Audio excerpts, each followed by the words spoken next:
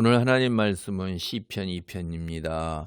1편이 이제 개인에 관한 내용이면 2편은 이제 개인이라기보다는 세상의 왕에 관한 이야기예요.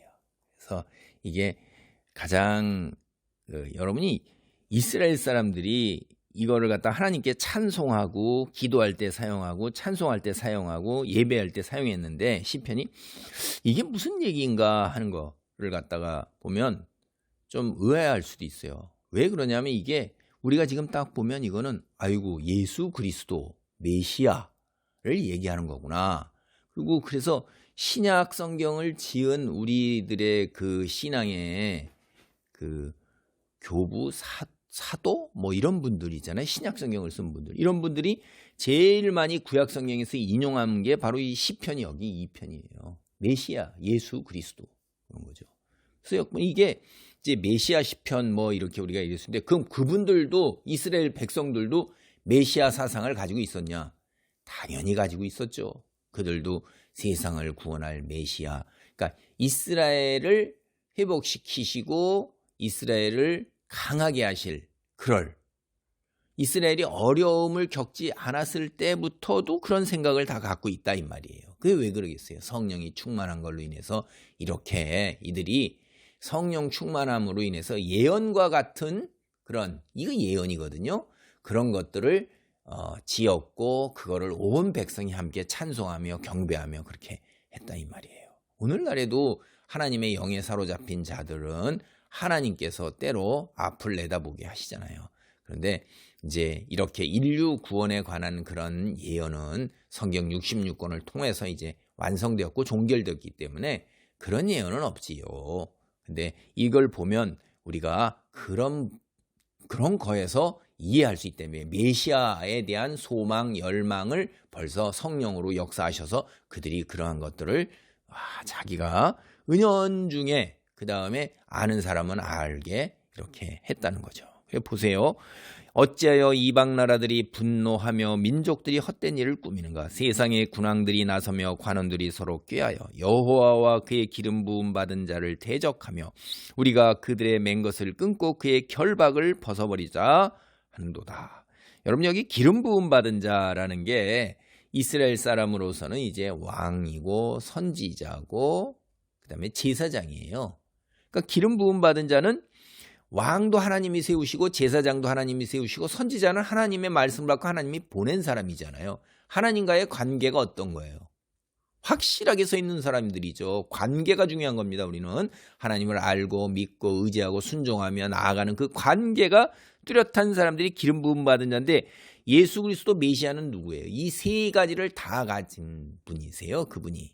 그래서 이제 여호와와 그의 기름 부음 받은 자 하나님을 세상 사람들 세상의 왕들은 그 권세를 누구로부터 받았냐면 하나님께로부터 받았음에도 불구하고 깨닫지도 못하고 스스로 자기 중심적으로 쓴다 이 말이에요. 스스로가 다 자기가 하나님 따르지 아니하고 자기가 생각하고 판단하고 자기가 왕이에요. 왕. 위에 계신 진정한 왕 인정하지 않는다 이 말이에요.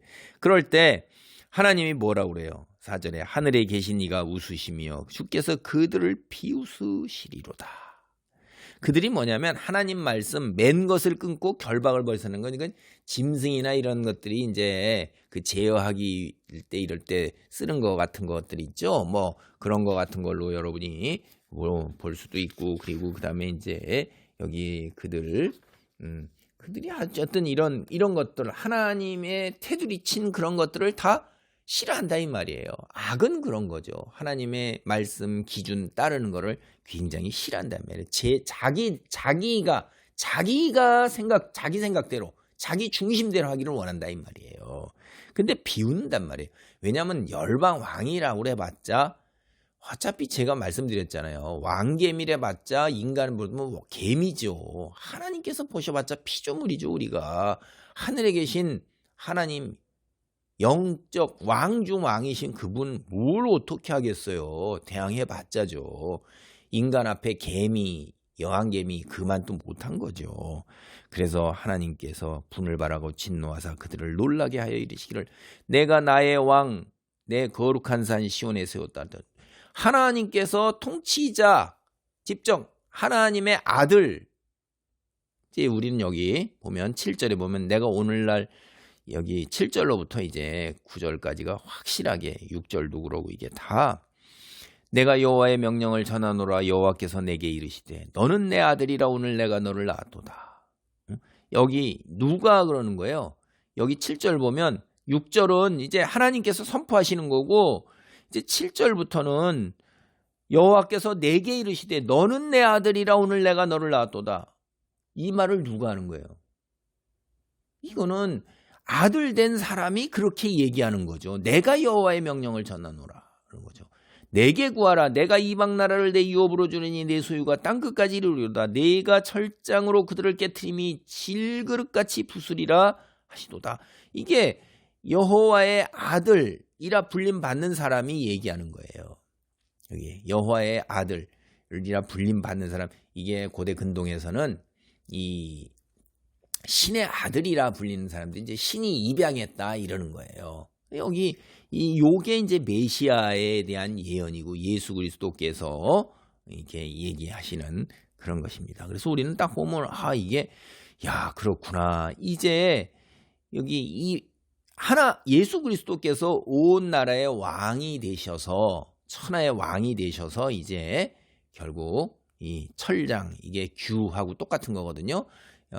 여기 우리가 창세기에서 유다의 집안에 규가 영원히 있을 것 때 그 규라고 번역한 그 말과 여기 철장과 그 말이 똑같은 단어예요.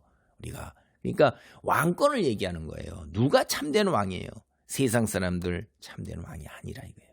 그들이 반역을 해요. 결박을 맨 것을 벗어버리고자 반역하는데 그래서 그 메시아께서 철장으로 이거 쇠지팡이로 그들을 갖다가 왕권 규 그거 권세로 하는데 질그릇이 감당하겠습니까?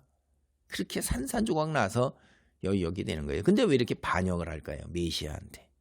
이게 요한계시록이나 혹은 다른 구약 성경에 보면 마지막 때에 뭐가 있냐면 마곡 뭐 이런 거 있어요.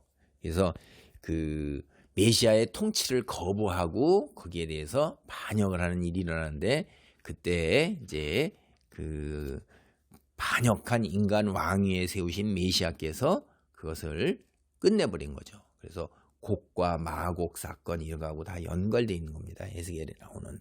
그래서 10절 보면 군왕들아 너희는 지혜를 얻으며 세상의 재판관들아 너희는 교훈을 얻지어다. 군왕이나 재판관이나 다 뭐예요? 통치자의 자리에 있는 거예요. 그들이 절대적 권한을 갖고 있는 건데 여호와를 경외함으로 섬기고 떨며 즐거워할지다.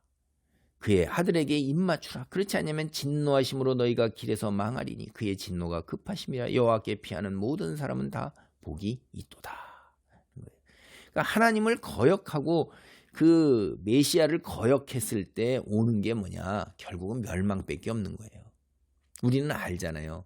세상은 두 종류의 인간밖에 없어요. 천국으로 구원을 받는 사람과 지옥으로 심판을 받는 사람 둘 외에는 없는 건데 왕이라 하는 것은 인간 세계에서 가장 높은 권력을 가진 가장 지배계층으로 홀로 있는 거예요.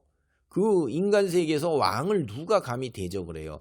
그런 인간 세계에 가장 높은 위치에 있는 사람조차도 그런데 나머지 사람들은 뭔 얘기를 하겠어요? 그런데 그 왕들이 메시아에게 반역한다 이 말이에요. 하나님께 반역한단 말이에요. 그래서 하나님께서 신이지만 인간인 사람, 그런 사람을 시온산 거룩한 곳, 성전, 하나님이 계신 곳, 임재하신 곳에 세운다 이 말이에요. 그분은 이스라엘 왕, 메시아 되신 분은 세상 다스리는 권세를 유산으로 받는 거예요. 유산으로. 우리 그리스도께서 돌아가셨잖아요. 유산으로 받기 때문에 유산으로 받은 그것을 원하시는 대로 다스린다. 이거 하나님 뜻 안에서. 이 다음에 여기에 그런즉 10절 있죠. 그런즉 이 말은 우리가 이제 이 뒤에 가면 잠언이나 이런 건 지혜문학이라고 그러거든요. 지혜를 추구하라 할 때 지혜. 그럴 때 그 잠언에서 지혜를 추구하라. 생명이 어디서 나오냐? 여호와를 경외하면서 나온다. 그런즉 이렇게 해서 그런즉 하고 나올 때 지혜를 추구하라는 권면을 시작할 때 나오는 거예요. 그 권면이 뭐예요? 너희는 여호와께 피하고 여호와께 두려운 마음으로 경외하고 하나님을 섬겨야 되는 거예요. 그러지 않으면 망한다 이 말이에요. 여러분 이게 1편이 복 있는 사람이 하나님 말씀을 주야로 묵상하는 사람이고 2편에서는 복 있는 사람이 누구예요? 여호와께 피하는 사람이에요. 여호와께 피하는 사람이 어떤 사람이에요? 메시아를 사모하며 메시아가 오면 그분을 사랑하고 섬기는 사람이에요. 그리고 복 있는 사람은 현실에만 안주하지 않고 미래를 고대하면서 사는 사람이에요. 행복한 현실에 감사하지만 더불어 거기에 만족하거나 안주하지 아니하고 미래에 오실 메시아를 소망하며 산다 이 말이에요. 세 번째, 여호와께 피한다는 것은 사람이 누릴 수 있는 가장 큰 복이 뭐냐? 사람의 통치가 아니라는 거예요. 그 하나님 그 아들이신 메시아 그분의 통치를 받는 것. 이게 인간이 누릴 수 있는 가장 큰 축복이다. 이게 여호와께 피하는 자가 뜻하는 말입니다. 그러니까 현실에서 우리의 삶도 미래에 대한 소망을 갖고 미래를 향하여 나아가는 그런 꿈과 비전을 가지면서 현실 속에서 여호와의 말씀을 묵상하며 사는 자가 복이 있는 것입니다. 그래서 이 150편이나 되는 하나님께 대한 찬송과 기도를 처음에 이것으로 여는 거예요. 우리가 이 땅에서 어떻게 살아야 하는가 하는 삶의 방식과 그 다음에 지혜를 가르치는 것입니다. 하나님 감사합니다. 하나님 말씀을 늘 시간 있을 때 묵상하고 읊조리면서 하나님 미래에 대한 소망을 갖고 사는 복 있는 사람으로 우리를 일으켜 세우소서. 내 삶의 자리가 복 있는 사람의 자리가 되기를 간절히 원하며 내 주변에 있는 사람들도 나로 인하여 하나님 말씀을 깨닫고 하나님에 대한 소망을 갖고 미래를 향하여 나아가는 그러한 하나님의 백성으로 설 수 있도록 도우소서. 예수님의 이름으로 기도하옵나이다. 아멘.